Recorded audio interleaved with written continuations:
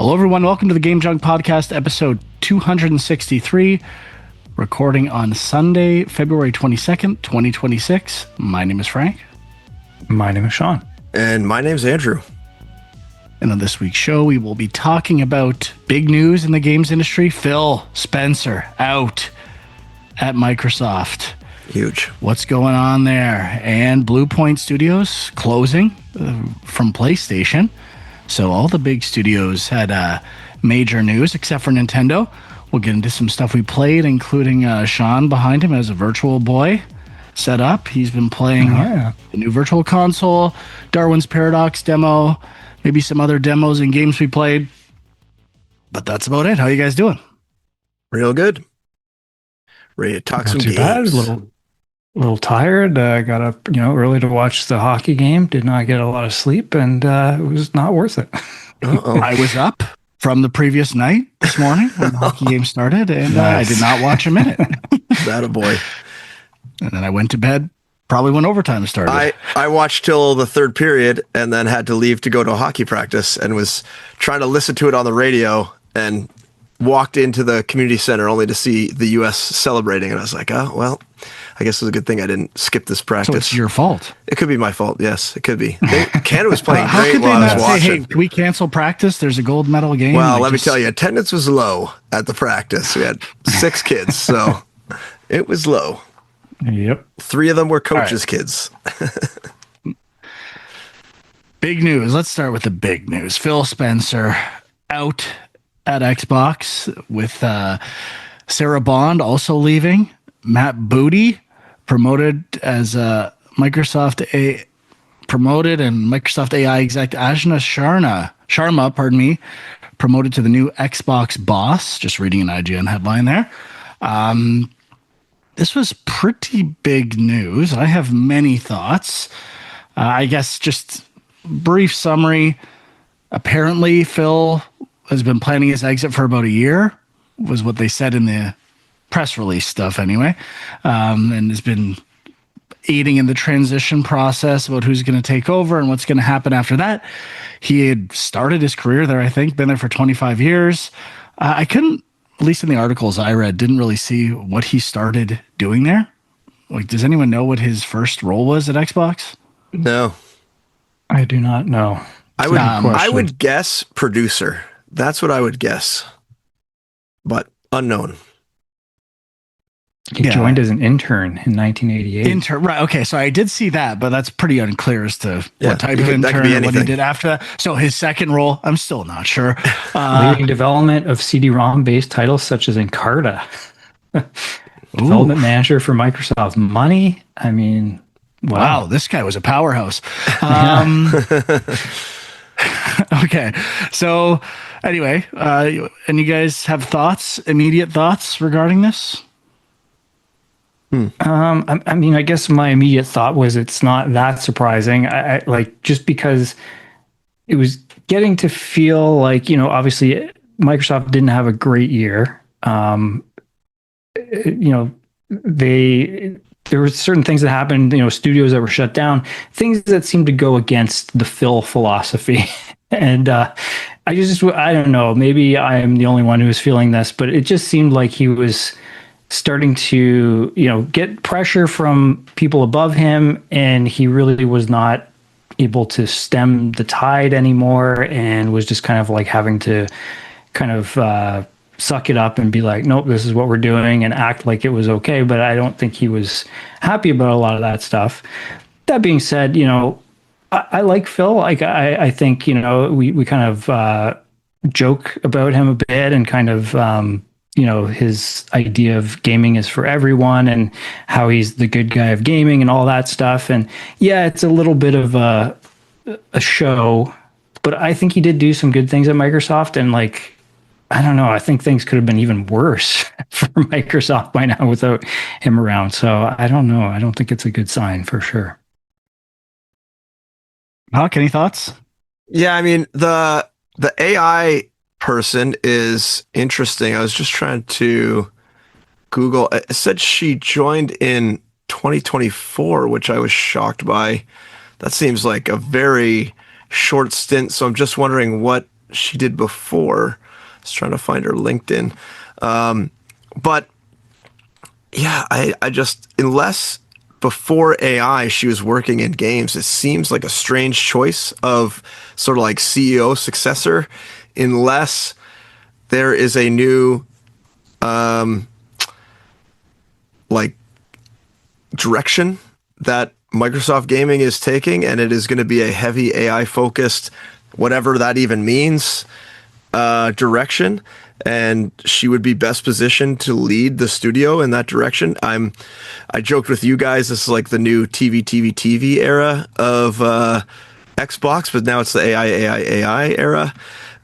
So I'm waiting for that big, flashy, press conference where they unroll their new AI techniques with gaming, where they're just going to like Microsoft dynamically create games on the fly now for Game Pass. Like, you don't even need developers anymore. It's just all created on the fly in the cloud. Who knows? Yeah, Microsoft did announce some stuff about that last year or the year before. So they are thinking about it. The seeds have been planted for that for sure. Well, I said you missed the in-between TV, and AI, cloud phase, which you also partook in. I remember you being very excited for the potential for cloud-based avatars for Forza on Xbox One. So everyone was buying into cloud gaming, which is... And I guess they have their Xbox Anywhere based on cloud technology, which also seems pretty much like a failure to me.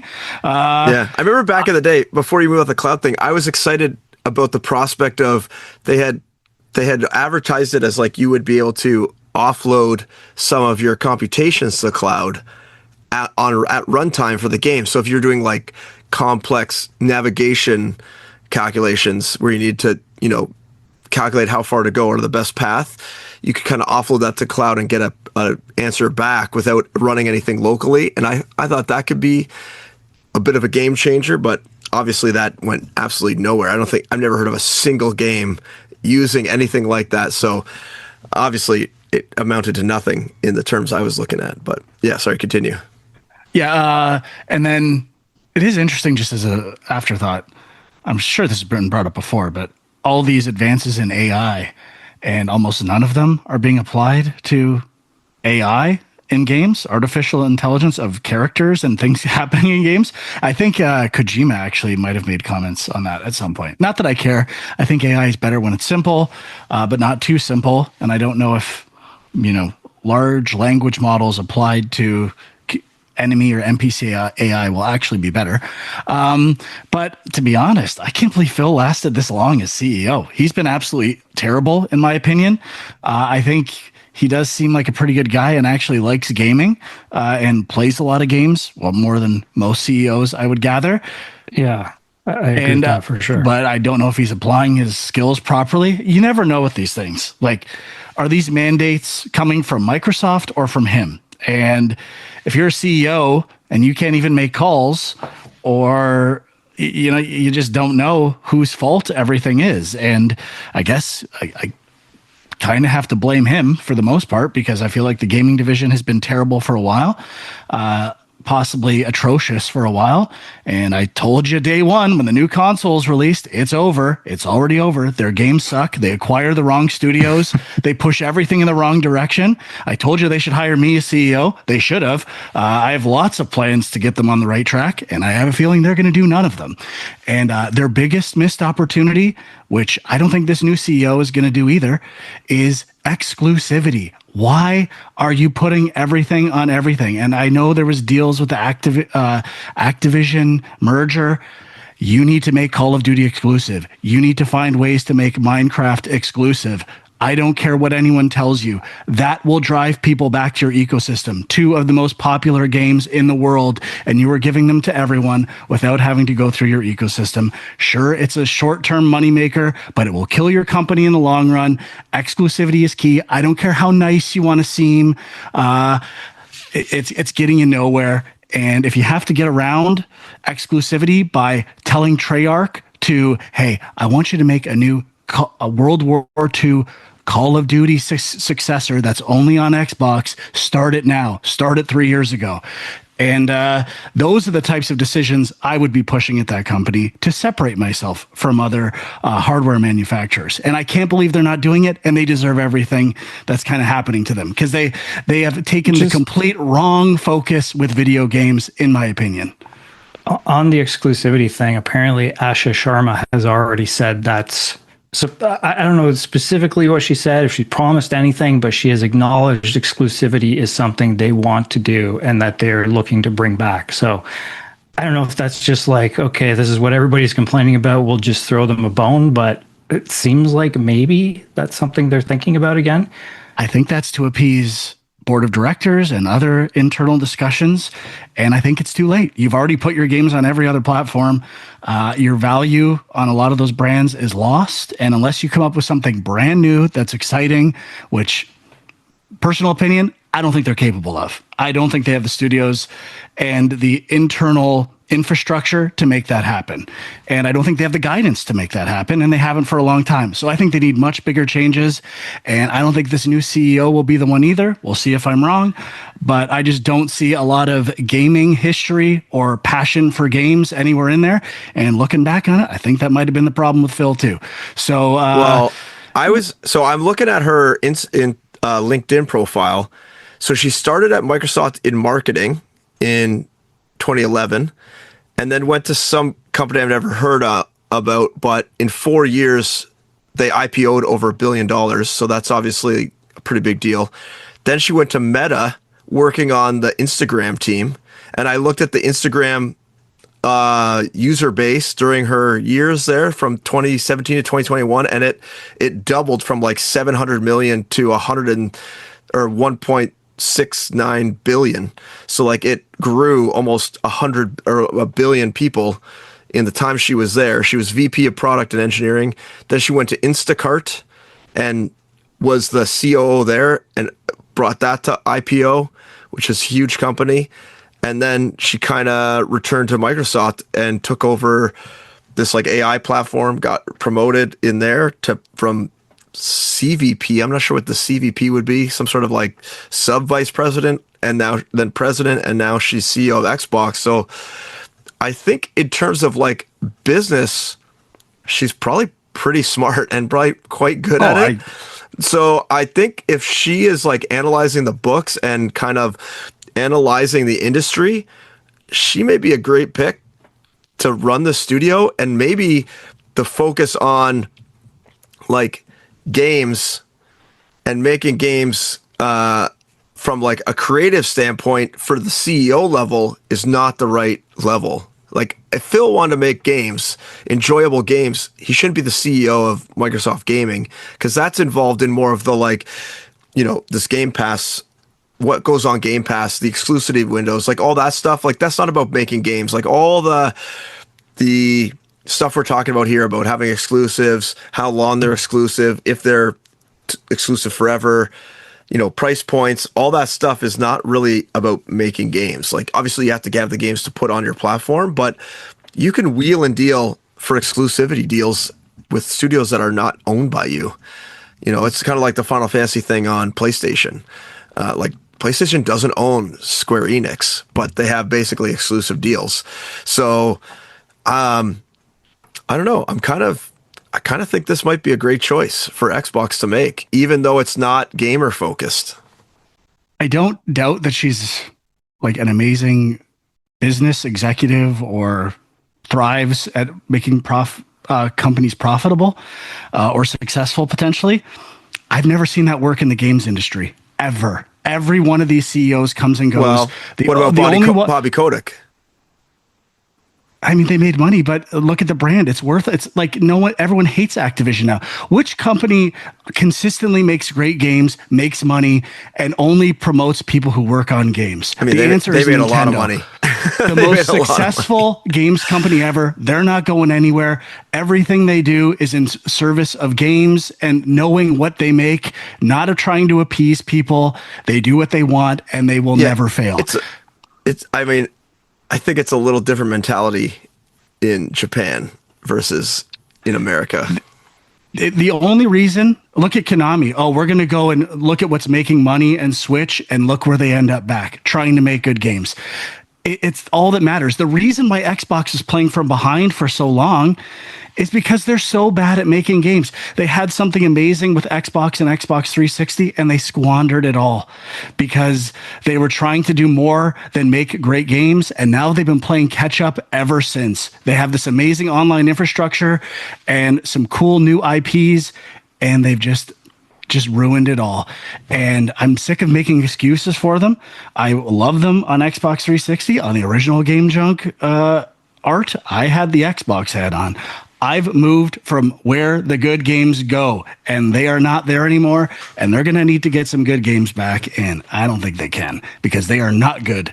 And it could just be, you know what, there's not that many great studios to acquire anymore. The ones that are great and up and coming, just realize they can publish themselves and make their own money. And other ones that have been acquired are already taken by someone else, and it's too late.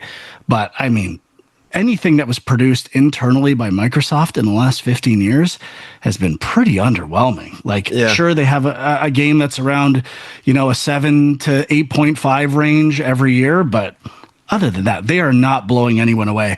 And they got to look at themselves for that, because they should be canceling projects earlier, picking different projects to promote or give more money to, and they just suck. Can people please, for once, admit they've sucked for the last 10 years? Please. Never. I mostly agree with you, but I just to defend Phil a little bit on the exclusivity thing, because I agree with you. I think exclusivity is one huge thing that has kind of ruined them this generation in particular. I don't know if he got to stay long enough to see through. I feel like the Call of Duty thing and some of these IPs that they acquired, and they're still on PlayStation platforms. I could be wrong. Maybe they will remain multi-platform forever. But I feel like in that transition period, convincing all the different government bodies that the merger made sense and everything, they had to promise that all these things are going to be on other platforms. But I feel like down the road there was maybe a plan to start pulling some of that stuff back exclusively, and they just never got there. So I don't know, could be wrong, but that was kind of what my sense was when those deals happened. And yeah, we just never got there. I mean, take one of their biggest, probably their second biggest product. I assume Minecraft is their biggest, where they make the gaming division anyway, obviously. And I would assume second is either COD or Blizzard stuff. And COD is ruined. They're getting destroyed. Every decision they make is the wrong decision. They pollute it with garbage art assets that no one buys, and they're putting all their money in the wrong places. They are so out of touch. They have no idea what's going on. Look at comments on anything they post. They have lost gamers completely. They have for 7 years at least. I can't speak to that for sure. I assume Call of Duty is still making almost, it's got to be still one of the top selling games. I did read some analysis that it is high, but the revenue or the profit they're making is down quite a bit. And I think the article I read was analyzing how Phil, got a visitor again. Bobby Kotick was reading the tea leaves and being like, this IP is going down. Let's find the exit and get some sucker in here to take it. And Phil was that sucker, or Microsoft, whoever greenlit the acquisition. But that is what this one paper analyzing the deal was kind of speculating, that they had kind of known it. And so kind of going back to Nintendo, I just looked up, Japanese companies do not have a fiduciary responsibility to maximize profits for shareholders. So Nintendo can do whatever the fuck they want and they don't have to. Whereas American companies do, and Western companies have to try to get as much profit. So Bobby Kotick has to go out there, and if he sees the IP dying, his best option as a CEO is to sell off that brand and that division. So for him as CEO, it's what he's there to do. He's there to make money for the owners of the company. And Phil is kind of the same way. Now, he probably failed big time. That's probably why they're bringing in this other person. But Nintendo doesn't have to do that. They can slow roll everything, and they do, and it's successful. But other, CEOs are in the hot seat, and people trust Nintendo. They've they've gained that brand loyalty that their shareholders are probably fine with them, taking forever to make a Switch 2. But it would be interesting to see an analysis of Nintendo back in like the Wii U era or even before Wii U, right before Wii U, when everyone was like, what the hell are you doing with this thing? And it'd be interesting to see how their, market share value went around those times when the Wii U came out, and then right before the Wii hit, when people didn't know, like before the Wii was announced, when it was like a big question mark what they were going to do next. Anyways, that's a pretty big side tangent, but talking about CEOs. Yeah. I think it's a really good point that, CEO intent or job could be different at both of those companies. And there's a CEO above you at Microsoft that you don't even know. That's what we don't know. But I mean, Game Pass is the only thing that's kept them relevant for a long time. And I would guess that is not a sustainable financial model, which is they had plans for where it might go with install bases and clearly promoting it to get people on it. But that's not just where I see issues with this company. Like this goes for PlayStation to a lesser degree, but their usability, like their operating system on consoles, is garbage. It is so slow. It is unresponsive. It's hard to find things. It's absolute trash, to be perfectly honest. And for the good things they do, like cloud saves, they have the best cloud save system anywhere that auto syncs and does lets you play anywhere. I could not say a bad thing about that at all. I don't know how Sony hasn't managed to catch up on that. It seems so easy to do. Steam kind of does it. Like if you have multiple accounts, it'll sync. Like to the Steam Deck, it kind of just auto backs up to your cloud. Steam's great for that too. Yeah. But Sony's gotten a bit better where my stuff kind of auto syncs now for the most part, but it's not as good as Microsoft where every time you start up a game, it double checks and you always know you're playing with the right save file. And it lets you know if you're not, like it detects it as well. Yes. Yeah. But I just think they have been misguided for a very long time. And I don't know why people don't see this, but the games are the only thing that matters. It will be that way till the end of time, until AI is generating games without anything. And then who knows, at that point, who knows what the fuck's going to happen. Yeah. I mean, just to finish off on the thought of like the CEO and kind of what their role is and the differences between some of these companies. I mean, the other big thing is that Xbox is a division of a much bigger company that has tons of other things going on. And, we keep hearing that there's pressure from all the other, higher ups at Microsoft to start making money at Xbox. And if you're not going to do that, then why do we even have you, And so you're saying that games are all that matter, but, for above them, games do not matter. And that's where, like, I think people are a little worried about this new CEO. I see what Huck's saying. Maybe it makes good business sense, but it's hard not to be worried when you're bringing in somebody that really doesn't seem to have any history or background in games at all. I just want to be clear. I think Xbox was capable of making money if they made good games, which they don't. They acquire and release okay stuff once in a while, and that's not going to cut it. You have to have titles, services that command attention and make people come to your ecosystem, and they're just not good at it, plain and simple. And until they are, they will continue to fade out while still probably making some money based on the IPs that they do own that are popular. You cannot argue with acquiring, is it Mahjong? Or what are they called? What's the Mojang? Minecraft Mojang? Is that it?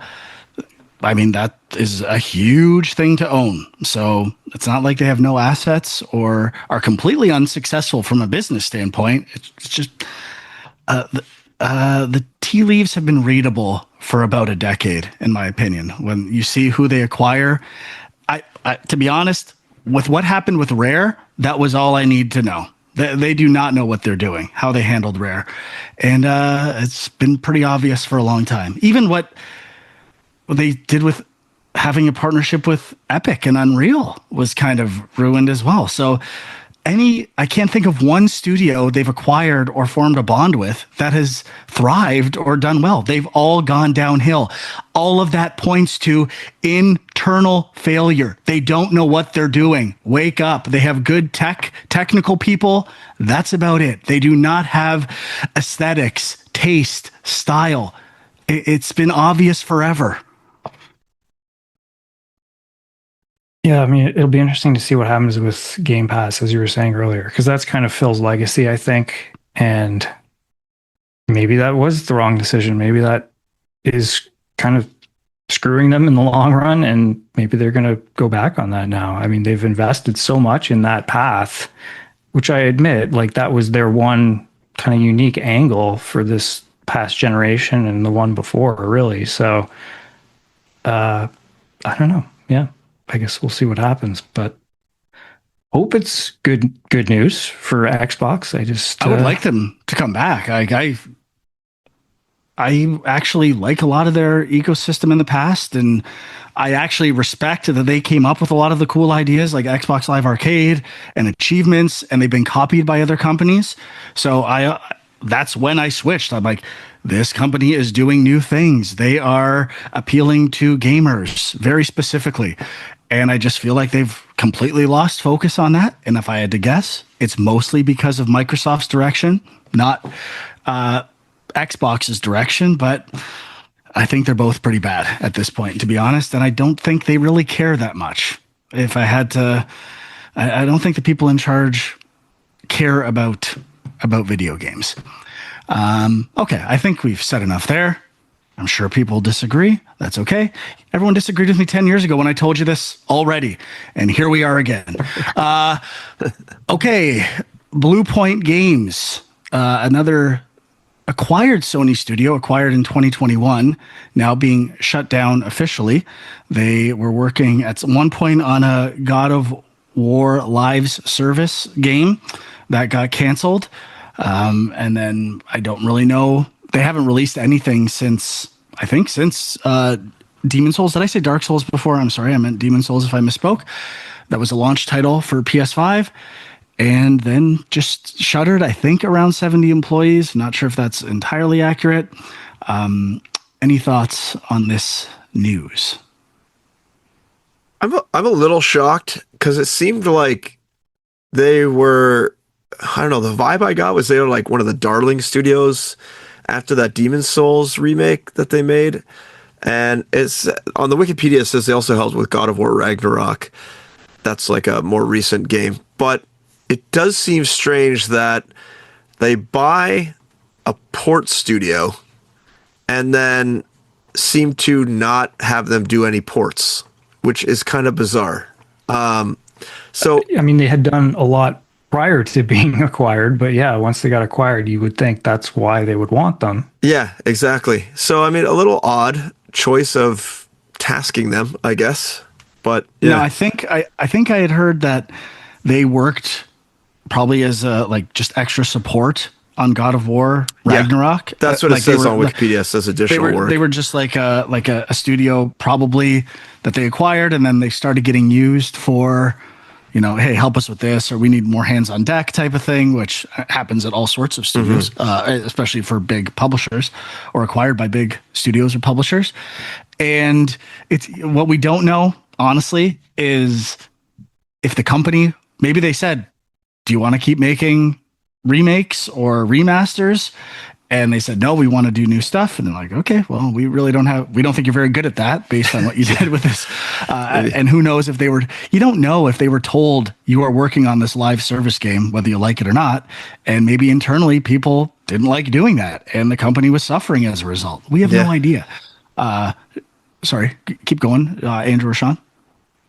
I was just agreeing with you. Like, that is totally viable. And it's really a black box and you have no idea what the real situation is. Like all or none of those things you just said could be true. And you really like, it's all just speculation as to why they're shutting down. There's a lot of articles like this is a horrible idea, but like, you don't know, like maybe it says, like you said, reported 70 people lost their jobs. Like maybe they retooled their whole team from a port studio to support staff. Maybe it was like now all heavy in engineering, no art. So then or vice versa. And, how do you then pivot after that? Who knows? Like, there's lots of things that could have happened to the studio. People could have left. There could have been like key, people that left the studio that maybe Sony thought, okay, this doesn't seem to be viable anymore with the people that are still here, or whatever, like whatever they want them to do. There's so much speculation and people saying, like, okay, yeah, they did some good ports and stuff, but that doesn't seem like what they were doing anymore. Like, that was 5 years ago. Or six years ago, they did their last They've released port. the game in 6 years. Yeah, so I mean, like, that, maybe they don't know how to do that very well anymore. Like, technology has changed. Maybe they didn't keep up with it because they were tasked with other stuff. So it's interesting to see everyone kind of upset about this. But I mean, it is sad. Yeah. And the fact that they're located in like Austin, Texas is seems like a very like a pretty big hub now. It's starting to be a hub of place. So I don't know, it seems like a viable location. But I didn't read that many articles. I mean, just the fact that they're in Austin, I think there's a lot more game studios there. Yeah. Are they losing talent? Did they lose talent? Yeah, maybe. I have no idea. I'm like, no one likes when people lose jobs or studios close. I get discouraged when that's how everyone approaches this. Like, I think the IGN article is something along the lines of, let me just see this headline. What a surprise. Bluepoint is yet another PlayStation acquisition horror story. I wonder which company. Oh, there's a Rogue portable Xbox cloud gaming ad on this website. I wonder who pays the ads at IGN. But I mean, compared Xbox to like the amount of layoffs at Xbox, like this is a 70-person Xbox has studio. tons of stories exactly like this. So I think both are pretty, have to take some responsibility for this. I think the thing that people are cynical about with this story is that remasters and remakes are still big business. They're straightforward to do in a lot of cases and bring in money. And it makes, like, if you acquired the studio to do that, there's tons of games they could have been making. A lot of people are like, why weren't they working on the Bloodborne remake that everybody wants? And like, obviously that's, it could be more complicated than that, but that's the number one thing that people are seeing this headline and being like, that doesn't make sense. But then the other story is the Sony chasing the live service thing in this generation, which they have definitely been doing. There's a list of other studios they acquired assigned to live service games, and then they didn't come out and they shut them down. Like, it's happened multiple times. So, which is 100% a complete failure on their part. Like, that is something I would expect Xbox to do, to be perfectly honest. I thought, Sony was smart enough to know what their bread and butter was. And I don't know what they've done in the last 5 years. They've gone downhill for sure. I'm not apologizing for PlayStation. They should put me in charge, because I'll right the ship. Put me in, coach. But there's so many simple decisions to make money and just win back fan bases. And it's kind of the same problems. Usability of OS and the store, like, polluted with garbage, just devaluing everything on that platform. And just, again, not giving gamers what they want. Now, to be fair, 2025 is they barely had anything that year. It was probably their worst year ever in recent memory. 2026 looks better, as stay with the last state of play. Last episode we talked about, or two, it was last episode. But yeah, I don't know. And now the only, my really cynical angle with all this stuff, I don't read a lot about it because I don't want to steal ideas from other places, but is doing remasters and remakes essentially going to become trivial in a couple of years with AI? Like, is it going to be as simple as, giving it a bunch of assets, say, give me modern gen versions of these assets, getting a very small group to plug that stuff in, or even the AI integrating it itself? That's where I'm like, okay, are they realizing, well, number one of two things. One, it'll be so easy to do in a couple of years that let's put it on hold and wait for it to catch up. That's not even going like a modern, how much outsourcing to other companies. Like, I worked at companies where stuff was outsourced very cheaply for art. So if that's what these types of studios do, is that the future? Like, that already is not even the future. That's the current for a lot of these studios. And two, how much of that is just going to be offloaded to AI. I'm not saying that's a good thing. That's just the reality. And then the other side is, will remakes, I don't think this will happen, but will they be almost like a commodity? Every game will just turn their games into evergreen AI content, like every year. Like it's automated. AI generated a new update to Jack and Daxter. It's the best it's ever looked ever, and you can continue to play it only on PlayStation ecosystems, which is a push towards the games are the only thing that matter. They will be updated indefinitely, perfectly to match hardware, and the only thing that matters is what games you own and what great games you own, and that's my take. Yeah, that's an interesting thought. I mean, there's definitely, I think, in terms of AI use in games, that's one that does make a lot of sense. And I feel like people may not be that angry about that, even though they absolutely hate any mention of it being used anywhere else. So, yeah, I mean, I was kind of hinting at this idea a long time ago with Nintendo, where their technology, they've not pushed technology. And I think I've seen a lot of discussion now that it's been to their benefit to not with push towards the technology bubble burst with hard drives and RAM and all these things, video cards going to extreme prices. That's benefited them. I don't think that was I don't think they saw that coming. They just kind of, it's been a nice, happy accident for how the direction they've taken. But I was saying why, when you have characters like Mario, do you need to reinvent the wheel every time? Could you just have the best version of a Mario model that just gets integrated everywhere across games if you start planning for the future? I don't think it's that much fun. I like when games have unique art styles, but I mean, that you could basically say, give me Mario 64 in a cell shaded style or Wind Waker style. And I don't know what's going to happen with this stuff. I think a lot of people probably, well, definitely myself included, are like, this is probably not a good thing. This is, it's going to kill creativity and possibly ruin games and art in the long run. But I don't think most consumers will care or are going to get to a point where they even discern between the two. And I think it's next few years, I don't think anyone knows what's going to happen, to be honest. But I'm sure if I'm having this thought, casually, internally, they are pursuing it or other things like this very fervently and diabolically. So it could get pretty bad. Yeah. I think I was kind of thinking about this, not in terms of games, but in terms of just sort of this is kind of a tangent, but kind of the AI training in general. And because now, you search on Google and you don't really look at the websites anymore. You look at the AI result, and the AI result is just pulling from websites. But if you don't go to the websites don't make money. So the websites will fail eventually. And then when all the websites are gone, what does the AI draw on Same thing they always do, Reddit. Well, half of the stuff I look up is just pulling from people's Reddit posts. Exactly. But then, I mean, at that point, you're not really getting, I mean, it might be accurate and they'll probably start pulling from, social media and stuff or whatever, but how accurate is this? And then, I can see a similar thing in games where, okay, maybe even movies, you basically run all of the game studios and movie studios out of business because AI is now making these cheap movies that are awesome.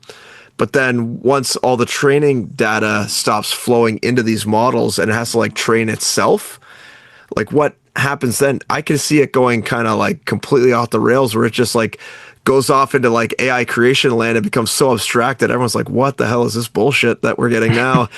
And then the AI doesn't necessarily know how to interact with stuff, or it could just be AI becomes the best ever and all of a sudden we're living in the Matrix and everything's perfect and now we're all batteries for the AIs, but who knows? Could go either way. Yeah, it could.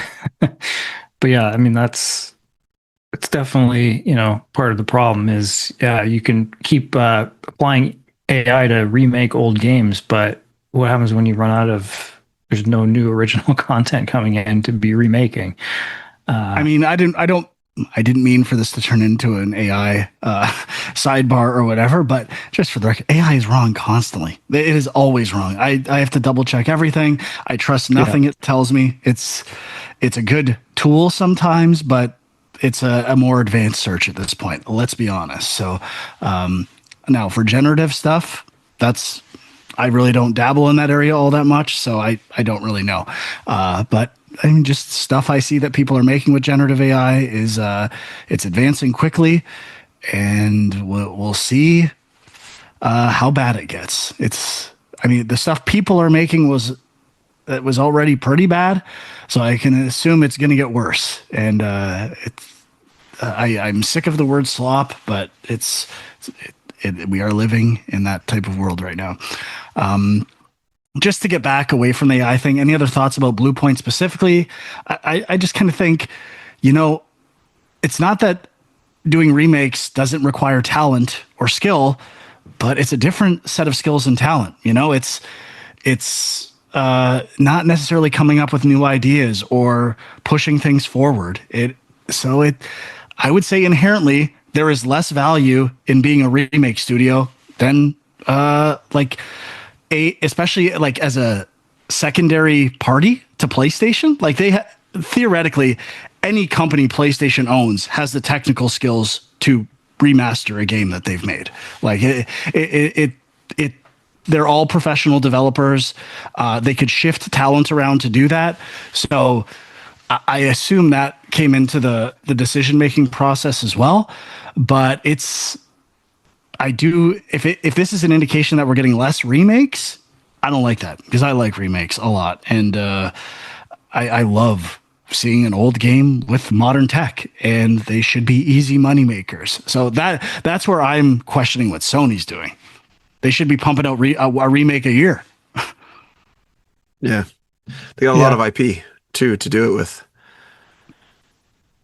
Yeah, I don't know.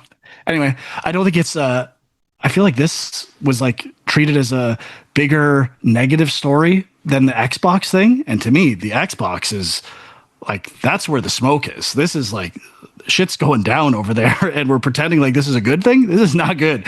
There's bad stuff happening at this company. And but Bluepoint closed down. Oh, it's but one one person thing happened first. Yeah, So 2 people lost their jobs versus 80 or 70, whatever. Like, what's more impactful? one, like Bluepoint's, if it happened first, it's the bigger headline at IGN out of the two. And a CEO from a company that is trajecting downwards, and nothing about the new announcements, in my opinion, inspired all that much confidence. It felt like generic publicity speak for a tech company. I felt nothing. I read the emails that people sent out.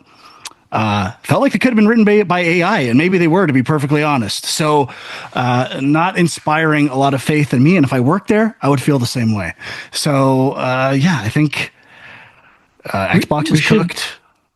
we should probably say too, I don't know if we mentioned this, but Sarah Bond is also out at Xbox, and like that's been a very like barely mentioned in most of the articles, which, to be fair, like I don't really know what Sarah Bond's job was, but there was a sense that maybe she would have taken over for Phil, I think. And then I don't know, it seems like some people think there's a bit of, bad blood in that she didn't get that job and then she just left because of it or something like that. I'm not too sure, but yeah, she's also leaving. So two major positions stepping down or being fired or however it went down.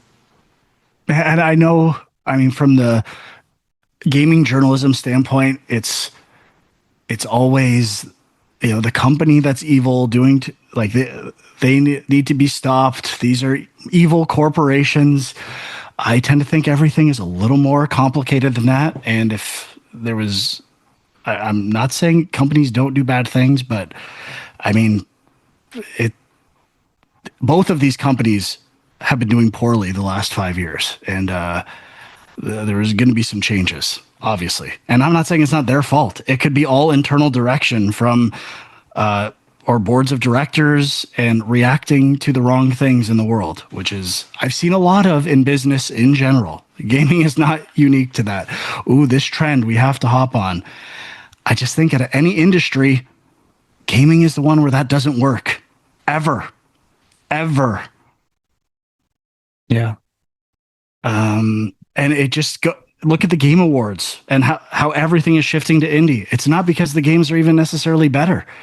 It's because people are just gravitating to more creative stuff or different stuff. And these companies do not embrace that at all. They've been safer than ever. And it's just kind of sad. Like, I feel like now what Sega would do in the 90s would actually work to a much larger degree. They did it at the wrong time, when there wasn't an internet where people could learn about weird games, and it was hard to like you had to rent something. There wasn't demos. I just feel like for Sony, the push for live service, undeniably, like colossal failure. Whoever's idea that was, you might have killed this company or the gaming division for a while. So good job. Well, it's interesting that the Horizon game, it seems like the only one that actually maybe is coming out. I mean, I know, what's it called? The hero shooter, Concord did come out, game. But I mean, that to me, that's a monetization problem. They should have never charged for that game ever. Like, I don't know what they were thinking with that. It looked great. It's the best hero shooter I've ever played. It had the best graphics, the coolest aesthetics, borrowed by Arc Raiders, might I add, and everyone loves that game. So it's just weird how these games are doomed from the start. Anyway, we don't need to relitigate those issues. All right, I think that's it for news. Big news week. I don't even think it's that big news, to be honest. Like, I know you. Yeah. Like it is technically, but this is a long time coming. The Bluepoint thing, there's lots of studios closing, so not a huge surprise there. It's, I think, just our remakes dying, even though they weren't really remaking anything recently. And Xbox, clearly, they needed some change in direction. Okay, let's talk about some stuff we played. What should we talk about first? Anyone have anything they want to discuss? Is there anything? I mean, we all played some of these demos. Now, I know Steam Next Fest is also coming up this week, so maybe more demos to discuss next week, potentially, but I'm just going to say I'm done with demos. Unless I can carry over save progress like the Neo 3 demo. It's just, I feel like they're a waste of my time. I could be playing another game, and I don't mind just to verify if they're good or not, but I think reviews do that as well. So I'm piecing out on demos, I think, but we will talk about a bunch today. Let's start with Darwin's Paradox, right? We all played Darwin's Paradox. We were all very, very excited for this game. Sean, what are you thinking about Darwin's Paradox? Yeah, I mean, I was looking forward to it. And this demo that's out on PlayStation right now, I think it's on PC as well, right? Yep, Steam. It's like themed kind of to Metal Gear Solid, and I guess my big question is this the game? Like, is the whole game like a stealth thing? Is the Metal Gear thing just one level? Does it have different themed levels? I'm not sure. Or is it just they just threw that on the demo to get it some attention because it worked with their state of play stuff that Konami was announcing? I don't really get it, but I just want to say I think it's safe to assume this is the whole game to some degree. I mean, you wouldn't seems like teach players stealth mechanics as the core aspect of the game and then pivot from them, in my opinion. Yeah. But I think it's also pretty heavy. Like, I'd say it's half and half. Well, maybe thirds. A third platforming, but it's very simple platforming so far. And a third puzzles, which I've been pretty good. But those puzzles are based in stealth as like the environmental hazard that you need to solve puzzles to get past, and then just accessible stealth gameplay. It's not hardcore, which I think is the best thing about it. Yeah, I agree. And I was enjoying it. I mean, you kind of have this ability to blend in with your surroundings and kind of stop, so you don't get noticed by anyone around you. And you kind of have to alternate between that and moving to wherever you're trying to get to. It does feel like there's a lot of games like this, there's a lot this general gameplay style has been skinned with a lot of different themes. You've got like your little nightmares, you got your sort of your limbos and Inside. Planet of Lana is coming. Planet of Lana 2 is coming out soon. Braid, time mechanics, like they all have a twist. Yeah, I mean, I would say Braid is a little more like puzzle platformer specific, but I think all those other games have some element of stealth where it's 2D and you have to kind of hide behind things. That's true. Yeah. And so this is just another one of those, seems like, but I do like the visual style and the character. But yeah, I'm curious if they're going to be kind of riffing on more Sony properties, kind of like in the style of Astrobot or something like that. Possibly Konami properties, definitely not a Sony Konami, property. yes, of course. But yeah, I liked it. So I played it on my Steam Deck, and I found it to have major performance issues. All of the cutscenes, which are extremely high quality, though, I must say, they chugged. I'm talking like sub 10 frames per second. And even the normal gameplay was probably between 15 and 20, I would guess, frames. And it was very noticeable, and it was not that enjoyable as a game like chugging along like that. So I could see the appeal. I think I liked the humor in the game. It was not what I was expecting, like you were saying, Dwight, like the Metal Gear Solid aspect. I was not expecting that going into this. I was expecting more of more, not necessarily Braid-like, but more of a puzzle platformer than a stealth game. And it was not, it was just a little shocking. And I had to stop after a certain point because the frame rate was just too jittery. But I thought the cinematic style and a lot of the interactions with the backgrounds were really pretty well done. And I was a little shocked with how good it looked. I expected it to be less, it's not really interactive, but less, I guess, like, I don't know, bombastic or something. Like, there's a lot going on in the backgrounds, and it kind of interacts with you. And as you transition to one area to the other, it kind of is very cinematic how it does those transitions. So I was, from a visual perspective, it exceeded my expectations into the presentation of how it presented the game. But from the gameplay perspective, I was underwhelmed. So I feel like I want to buy this game, but now I'm a little on the fence about the gameplay. And if it's all going to be that stealth and not puzzles, the stealth are puzzles, but I'm a little hesitant now after playing this demo, which is never the feeling you want people to get when you put a demo out. So that's not a good thing. I'm kind of similar, but when I saw the price, I was way less hesitant. I think What's it's only the price?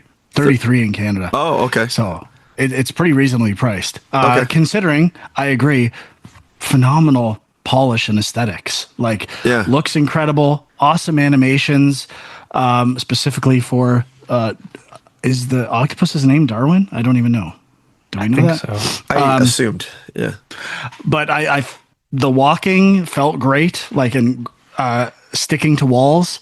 Although towards the end of the demo, some of the mechanics were a little rough. There's one where you have to launch yourself and aim with like a parabolic line that did not feel intuitive to me, and was every time I would shoot, I'd stick to another wall, and I had to hit a button to get off the wall, which felt very clumsy to me. And so it's some gameplay polish. I don't know if that's coming, but those are my biggest concerns right now.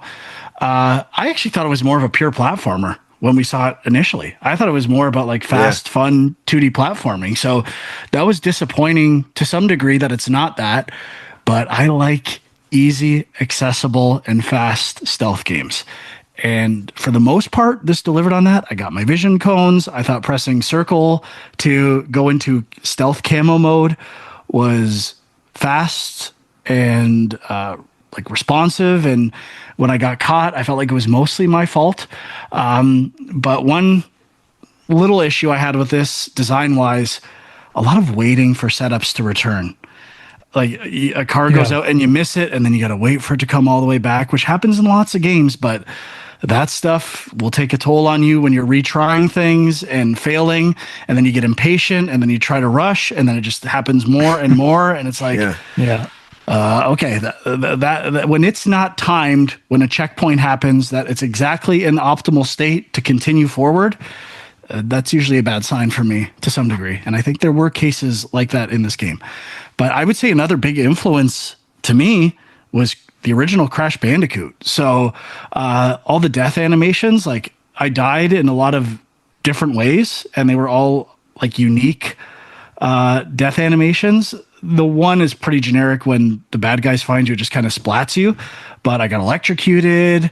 I experimented with using the camo on different like environmental objects, and it looked really cool every time I did. And I think it's got a lot of potential. It's the demo was a bit of a slow burn building up on mechanics, but I don't have a problem with that. I think that's the case in almost all modern puzzle platformers. None of them seem to accelerate ideas. And, you know, in the way that something like Split Fiction does, or Haze Light games do. Like they do not exhaust things.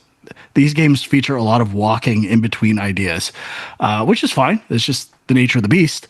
But I think I'll pick this game up for sure. But I agree, wasn't quite what I expected. I think I had one. Oh, another Crash. Like even the pipes that are hazardous and traveling through the pipes are like, they're the flaming, or like the hot red pipes in Crash Bandicoot. Just another influence, wearing it right on its sleeve. I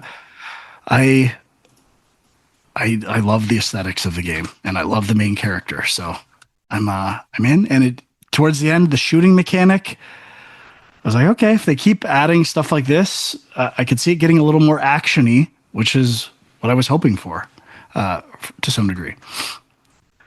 All right, next demo. Replaced. Did we all dabble in Replaced? I didn't play it much. Okay. I also didn't play it too much. Replaced demo. Sean, you want to go? Yeah, I also didn't play that much of it. This is it's been in development for like at least 5 years. I feel like we keep hearing about it and it keeps getting delayed. And it's kind of this 2.5D cyberpunk game. It's got kind of like a pixelated look, but like an interesting look. And this one has stealth mechanics in it too.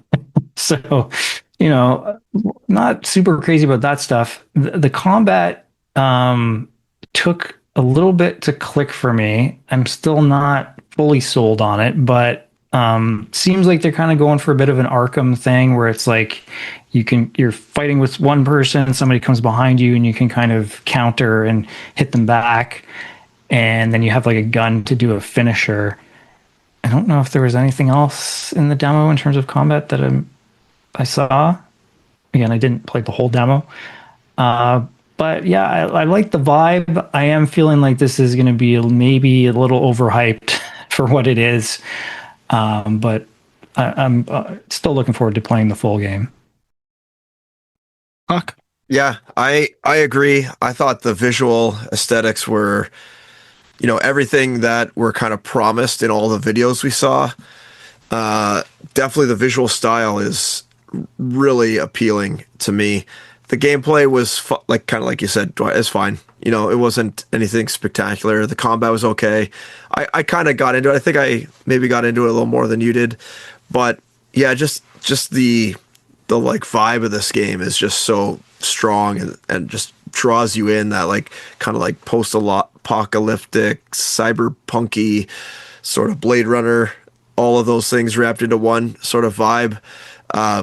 Yeah, I don't know. I kind of was digging it, even though I only played like the first 10 minutes or whatever, 15 minutes, but yeah, I'm kind of bought in on Replaced. Pretty much similar thoughts. Aesthetically, incredible, although not in terms of storytelling to me. I thought like the dialogue text and pulling me into the story, I don't even know what it's about, to be honest. It did not set narrative mood. It's set visual mood, but Yeah, I and that's really one of those. thought the story was a failure. That's one of those things too, where it's like, are you picking up in the middle of the story? I mean, it feels like it's still relatively early, but it might not be the actual beginning of the game. Maybe there'll be something better there to kind of set the mood a bit more, hopefully. 100%. I just kind of skipped design all wise. I just skipped all the dialogue. I was like, I don't really care about learning about this now. I'm not in this game right now. I'm just kind of dabbling. And that's again my kind of demo stance. Like I'm Yeah. investing time into like I don't even know what I'm playing really. I kind of trust reviews and I buy everything anyway. So why am I wasting my time with demos? But design wise, a little rough. Like there was a block I had to push that I didn't really see a button indicator over, and I kind of got lost. And I don't think it establishes its primary systems in a great way. Combat was fine. The polish around combat was excellent. Have to say, playing Sons of Sparta, much worse combat. I'm not even trying to say they're equivalent, but this 2D side scroller, let's put dash on a circle where you can dash through enemies and then hit square a couple times to do melee combat. It's getting a little old. I think that's the de facto combat for every 2D side scrolling combat game these days. And I need a little more. I need a little more interactivity or parrying mechanics or hooks like Nine Souls specifically, and some other games like that. But Hollow Knight Silksong added tons of new mechanics and ideas that were fast and fun. And if all you really got is roll through enemies and hit square, I mean, there might be more in this game. From what I played, that's all that's there so far. So it's like the de facto thing. We're basically it's AI. It's just do what every other game has done. So you better start bringing some new ideas to the table, or AI is going to start making your 2D side scrollers for you, because it's as simple as like it's the same in every game. It's getting a little old. That's all I really have to say about it. Still gonna buy it. Still kind of hyped for it. Not sure it's gonna be a game of the year type game, but I hope I'm wrong. Yep. And that when does this come out? They just moved. They just delayed it. Used to be mid-March. Now it's mid-April.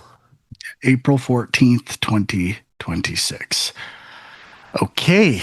Mina the Hollower. Anyone play Mina the Hollower demo? No. I did, yeah. I played it today. Did not complete the entire demo. This is the Yacht Club Games kind of top-down action game. I think inspired by portable game aesthetics, some NES there, but I gotta say, I loved the gameplay. I thought the gameplay was incredible. All the combat felt great, but I think their commitment to these aesthetics is hurting them like significantly, to the point where I think the color palette is a mess because it's trying to stay true to those color palettes from old games, and it actually hinders gameplay.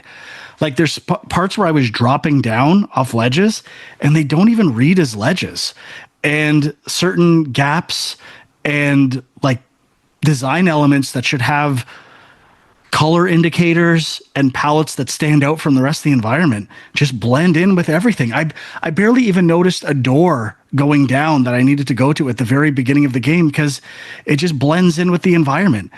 Their commitment to this aesthetic is a bad idea, and this game would be way better with just a refreshing modern art style with their own hook on it, and it would probably sell about 5 times as many copies, would be my guess. I don't know if the colors are necessarily the problem. Like, I think part of the issue is there's a perspective there. Like, it's Zelda-like, it's an isometric kind of perspective, but in the game you can jump and you can burrow under the ground. And so I think sometimes that gets mixed up. You're like unsure, like, can I go under this? Should I be going over this? Like that seemed to be what was confusing me more than the colors specifically. Well, it's a combination of color and aesthetic, because like when you have using different versions of greens and browns, for the most part, it's tough to discern between them. So it's half perspective, but how you solve a lot of those problems would be color. And even there's lots of colors on screen in certain images. I just think they don't play well together. I think they're kind of gaudy. If I look at screenshots of this game, I don't scream like, oh, aesthetically beautiful. I kind of think kind of ugly, to be honest, but the gameplay is great. Yeah, I mean, I guess I do. I mean, I have that nostalgic thing for Game Boy, Game Boy Color, Game Boy Advance. I think it is more Game Boy Color. Originally, I was like, oh, maybe it's a little more GBA, but I don't think it is. Like, I think it is more limited in the colors there, like you're saying. But yeah, I mean, I don't know. Sometimes that's the thing that hooks people. They just see those screenshots and it's like, oh, it's nostalgic. I'm into that. Maybe that's limiting their audience. Maybe that's giving it a bigger audience. I'm not sure, but Shovel Knight looked great. Like, I never once thought Shovel Knight doesn't look good because it looks like an NES game. Even looking at right now, looking at images, this game does not even look as good as Shovel Knight. And I can only assume it's because they committed to this Game Boy Color, let's say, aesthetic for not knowing exactly what it is. It's the game is too complicated to have that simple or regressive of an art style. I do think they're going for like a little bit of like a horror vibe or like a gothic vibe. So I think everything's a little dark too. I don't know if that's going to change throughout the game, but in the demo, I think that's part of the issue too. So yeah, there's definitely an argument to be made there. I guess we'll have to see what the whole game is like, but yeah, I was enjoying it. I liked the burrowing mechanic and the combat, and generally I'm feeling like this is going to be a pretty quality game, and I'm excited for it. Me too. And ultimately, if it plays well, I'm sure I'll play through it. Like, I don't care that much about graphics. I guess even looking at images right now, later game stuff or certain images look pretty good. I feel like what they started with in a demo is aesthetically some of the less attractive stuff in the game, which feels like a weird decision to me. But I agree. I liked the hook of kind of like a Castlevania and this gothic horror element. I love the vibe. And in terms of the controls, the polish of like force feedback and sound when using attacks and collecting things, all that was top notch. No issues there whatsoever. So gameplay solid. I'm just kind of baffled by the art style decision. But I hope I hope it grows on me when I actually play the final release. Okay, Huck, any thing you wanted to mention? I played one more demo. I don't know if either of you guys played it. I played the Under the Island demo. I don't know if you guys remember this game. It's the hockey. Yeah, you have a hockey stick. It's like Zelda. And it actually reminded me, I don't know if this is just because I worked on it, but it reminded me of like a cross between Zelda and Citizens of Earth. It's got this kind of like quirky town and areas you go to, and there's a whole bunch of characters you talk to and that are around, but the gameplay is very, Link to the Past-esque. I was really enjoying it. I was digging it. It had like a cool vibe. The gameplay was solid. There wasn't too much it was like a lot more like walking around in this demo than I was expecting than just combat. Like, it took a while to get to some combat. It was like a lot of, explore this map, try to find your way, almost like a maze. And that was fine, but it was just a kind of an interesting choice for a demo. But I was digging it. There was like a lot of, I don't know. It was just like a fun demo to play. Hard to describe, but the art style is really nice, and the gameplay was good. So not much more to say about it because I was like skipping through the story. I wasn't reading anything. I was like, I don't really care. So like I was just kind of trying to experience the gameplay. But it's something that if you're like a Zelda fan or even like Mina the Hollower, the gameplay looks a little basic compared to Mina the Hollower, but that's sort of like Zelda style of game. It's right up your alley. It's a good one. I recommend it to check it out. At least check out the demo. But Worth mentioning, this game is out already. It is out on it just Steam. came out, right? Yeah, it just came out. Yeah, I think it's pretty cheap. I think it's like $20 right now, $25 Canadian on the It's on store. PlayStation, Switch. I'm not sure if it's on Xbox. I assume it is. Yes, it is. There's no Metacritic for it yet, even the old platforms. But yeah, it looks pretty good. Metacritic is generally not a ton of reviews, but around 85. So Oh wow, is that high? Cool. yeah, no, that tends to be smaller publications that lean towards positivity, I would say, to put it bluntly. But you never know. Although you're holding off until the old IGN writes about it. So No. For indie games, I really don't listen to IGN ever. But I think this game looks pretty cool. Sean, Yeah. did you play that one? I didn't. It was on my wish list, and then I got notified when it came out and forgot to check it out. But yeah, I'll definitely take a look. We should mention with speaking of Zelda, 40th anniversary of Zelda was this weekend, and everybody thought Nintendo was going to have a surprise Nintendo Direct, and they did not. So, holy bummer. Happy anniversary, Zelda. Okay, Sean, anything for you? Well, I got it sitting right here. I guess I should talk a little bit about the Virtual Boy. Now, Frank, you got one, but you haven't opened the box yet. You got You're it. still debating whether you want to keep it or not. You got it.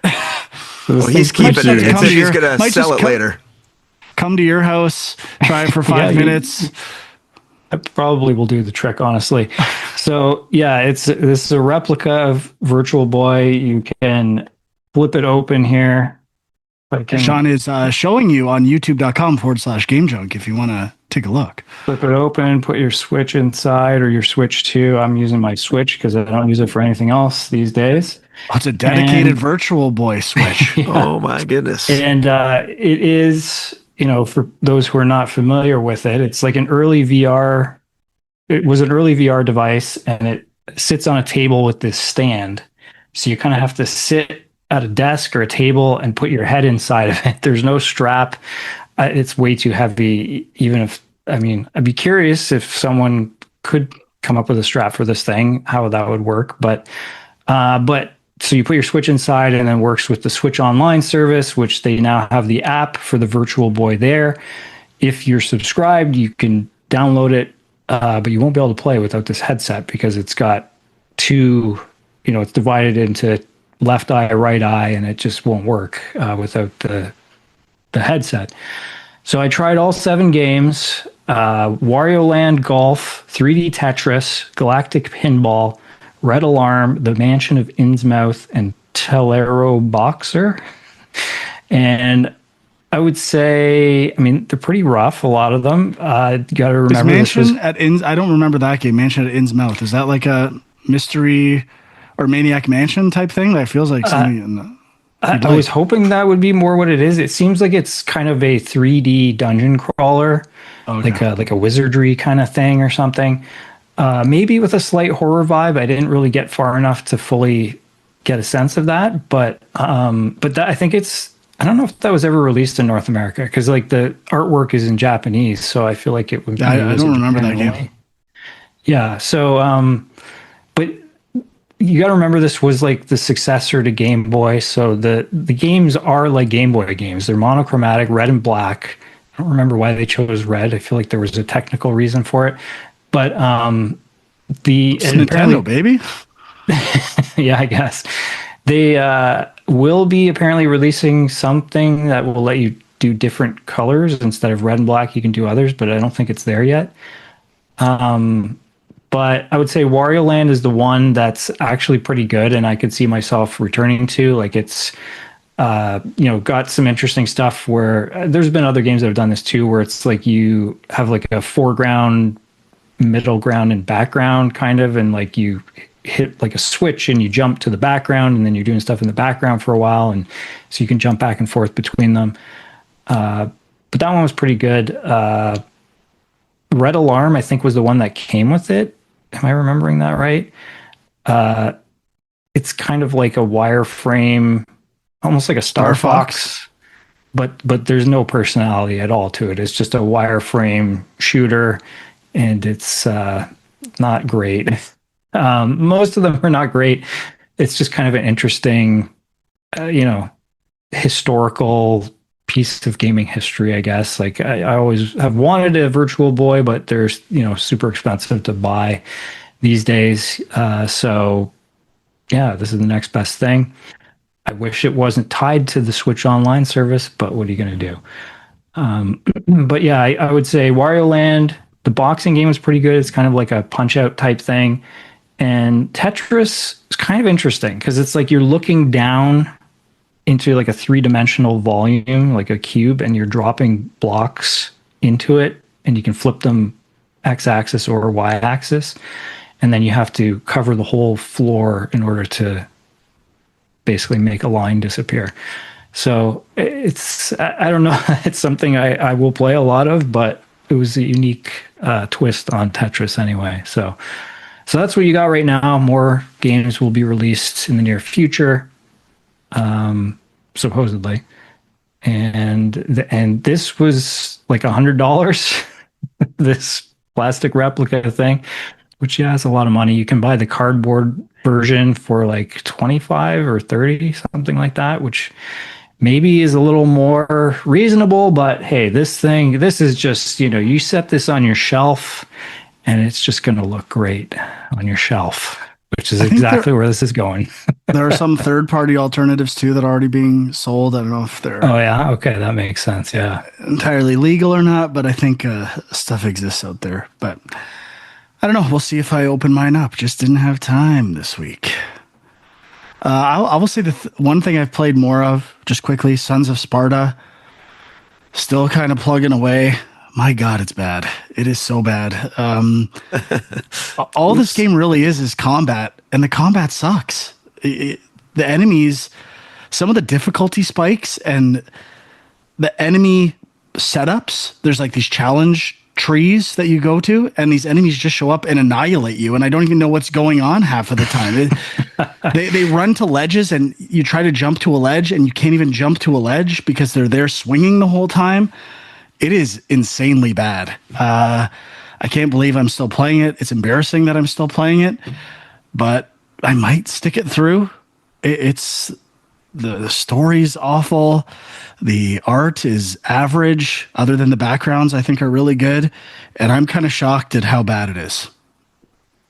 I mean, I want to play a bit more. It's kind of in that zone where I think it's like, what did we say, 12 to 15 hours, something like that.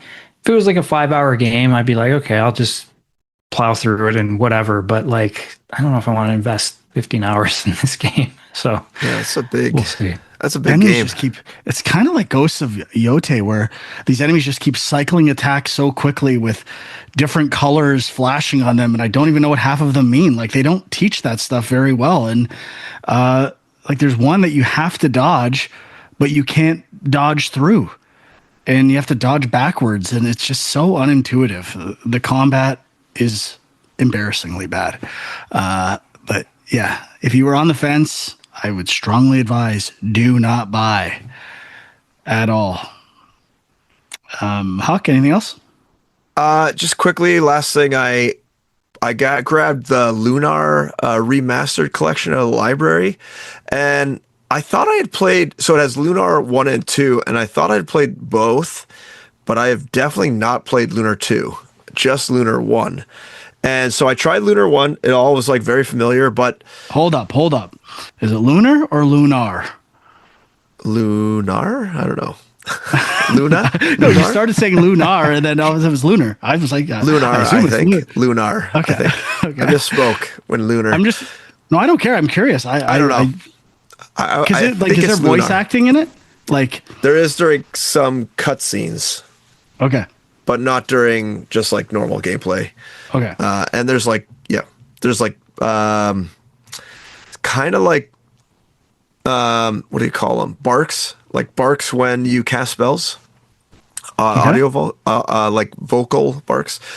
But and regardless, it's definitely not like, so I remember playing this game. I don't know if I don't think I played it on PlayStation. I might have played it on like the Vita or something. And I don't re- I don't think the remaster like really looks that much better than the previous one. I remember seeing comparison videos and showed it looked really good, and I think they did do a much better job on like the character portraits. But the overall gameplay didn't seem to have really much of a jump in visual style or quality or anything like that. And I don't recall any big, gameplay improvements that they may have added in the menus or anything like that. The menus are very clunky. So I skipped. I played I don't know, maybe half an hour of the first one. I was like, okay, this is how I remember it, and I was enjoying the loop. I really liked the first one, and then I stopped, and I was like, okay, I'll give the second one a go. And I definitely did not remember any of the second one, so I've been playing that one a bit, and it's fine, but it doesn't have the same sort of like hook of the first one that I found. But I'm gonna try to keep going on it because I've never played it before, and see if it does anything interesting. Right now, I'm finding I'm just kind of hitting auto battle and letting it go. So I'm not even like very engaged in what's going on in this game. I'm just kind of like managing my health and going back and healing whenever I need to, kind of thing. So far it's not really pulling me in, and the graphical style is not really, or the graphical upgrades, I should say, is not really grabbing me in the way I thought it was. So I'm definitely glad I grabbed it from the library and didn't pop on the $65 price tag on Steam for this guy. So I would say, did you play this originally for Sega CD? Like, did you have affinity for this? No. Okay. I played it later and really liked it. I think I think there was like some sort of like Lunar Silver Star collection or something called like that for the PlayStation, something that I grabbed at one time. Or I thought it was Vita, but it might have been on the PlayStation something, maybe PlayStation 3. And that's when I first got exposed. I knew you said you'd played that. I just didn't know if you had any connection to it from your youth. No. Like, I didn't play it either. I remember it being a big deal in video game magazines and all that's like the same as a great RPG, but I have never played it ever. Yeah, the first one I really like. So I kind of want to play that because that's the one I enjoy, but it feels like a waste to not try number 2 since I haven't played that before. So, we'll see. I don't have enough time to really like get into these games anymore. So it's really like a barrier of entry for me that there's like so much talking and so much random exploring you need to do, stuff like that. So, I'll see how it goes. But overall, I was let down. I thought I was going to be more impressed by like the kind of remake or remaster, I should say, of this game. But well, whatever. If you like Lunar, pick it up. But otherwise, I would say approach with caution. All right, Sean, anything else? I mean, I tried a bunch of things. I'll save most of it. I guess I'll just say I did play through the Neva Prologue. Oh, that's out already? I didn't know. Yeah, it just came out, and the price point was just right. It's like 1 to 2 hours. I was like, you know what, I'm down for something that I can kind of play through in one night, and that's what I did. And it looks great, just like the original game. Neva, the original game was added to PlayStation Plus as well. Right. Yeah, and I will say it seemed a little more difficult than the original game. Like, I feel like they ramped that up a little bit. Like, some of the there's like a big boss fight at the end that was a little bit tricky, and there's some platforming stuff and like combat mixed with platforming. But like it was good. Like, it was well designed, and I was kind of impressed. The one thing is, like, I feel like sometimes the controls are a little bit, I don't know if sluggish is the right word, but I always feel like I'm like a little bit of a step behind, like the button press, and then there's a response from the animation. So when you get in tighter combat, it's a little bit, there's sometimes where it felt a bit frustrating, but overall, I still really enjoyed it. And I think, if you like the original game, it's worth checking out. Yeah, didn't realize that was already out. I would like to check that out as well. Really liked Neva. I played more Cairn, sticking with it. I didn't really talk about it last week, but just if you're struggling with that game, I turned on hold feedback in the options menu, and without it, I think it's unplayable, borderline unplayable. There were times where I was putting my foot on what I thought was a secure, and it still happens now. I put it down. I'm like, okay, this is going to be good. And it's not. And then times where I don't think it's going to be a secure hold and I get the indicator that it is. So they're like diegetic feedback systems for whether or not you are going to be safe or secure when you're grabbing things, I think don't work at all. So if you turn holds feedback on, it's easy to cancel out of something that wasn't secure and reestablish it quickly. And it has completely changed my experience with that game from something I found insanely frustrating to a lot of fun and rewarding and pretty great. Now, I will say I'm trying to get a platinum, and that involves doing some harder challenges, climbing challenges, which have definitely had my blood boiling. But to be fair, they're intended to be, there's occasionally you'll get a map, and when you go to the map, the kind of planning your route view, it'll show you lines as to like what's the easy route versus hard route. And there was one that was green, an easy route, and it is not easy at all. It was like insanely hard. I'm like, this just shouldn't be labeled green. If it was any other color, if it was 2 degrees higher or yellow, I would have been like, okay, that was fair. But it's their fault. They labeled it green. So, and I looked up videos for it, and everyone's like, I don't know why this is labeled green. It was way too hard.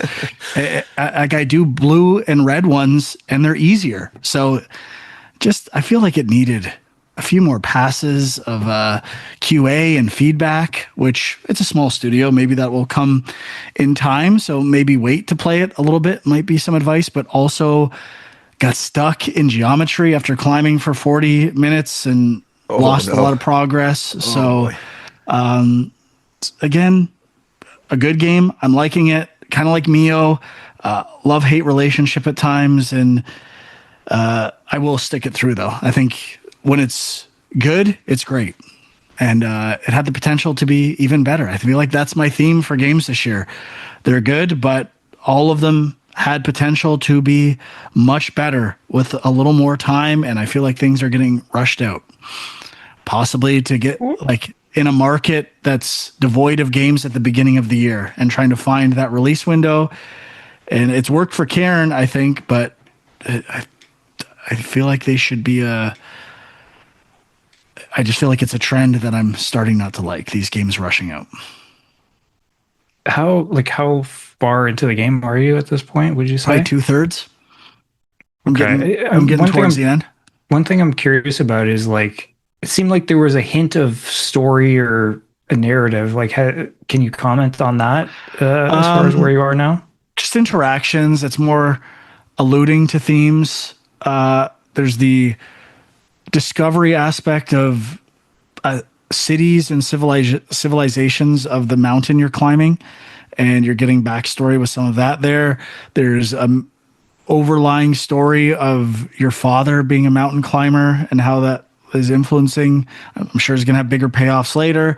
And then there's another one about like another climber on the mountain that you find annoying and is looking up to you and following you. And another one with your manager or agent waiting for feedback. So I have a feeling all these things are going to tie together thematically towards the end. But it's not like oppressive story. And I kind of like it that way. It works for a mountain climbing game. Cool. When the holds are behaving as I expect, I like the inventory system of like composting things and like how you have to manage some of that, like a tangible inventory where you only have so much room in your backpack. I think in general, it's really good. And it's grown on me quite a bit. With holds feedback on. Without holds feedback, I don't know how people play it because it just is not intuitive to me at all. All right, Huck, anything else? No. Sean? Nope, that's it for now. Yeah, I'll just say still probably got hooked into Neo 3 a couple of nights. Still really enjoying that. I feel like there's one other. Oh, Reanimal I haven't played that much of. Sean, have you played much I more? played a bit, basically just, I've been playing with Alicia actually, and we got back to basically where we were in the demo. So Okay. All right, back to your point, it would have been nice if I could continue progress from the demo, but. Well, I'm glad I didn't play too much today if you haven't played much more either. So maybe we'll have some thoughts on that for next week. And probably also some thoughts on Resident Evil Requiem. Yes, definitely. I would love to have beaten this game by the time we record next time, depending on what day. We'll see what happens, but I'm very excited, a little bit cautious. I'm a little, I don't know. It hasn't blown me away what we've seen. I loved Village though. Like I loved Village. So I'm pretty hyped. Anything else come out this week? I doubt anything would go head to head. Oh, I forgot I played a ton of Mario Tennis Fever, but I'll save my thoughts on that for next week as well. Okay. All right. I think that's going to do it. You can watch us at youtube.com/GameJunk. Comment there as well. I'm sure there'll be many Xbox fans who are very angry with me as usual. I'm sorry. I've been trying to tell you for 10 years. You just don't listen. I don't think there are that many. I think they agree with you at this point. They're out there. Trust me. And Discord links are there as well. Either way, thank you for listening or watching. We'll see you next time. Bye-bye.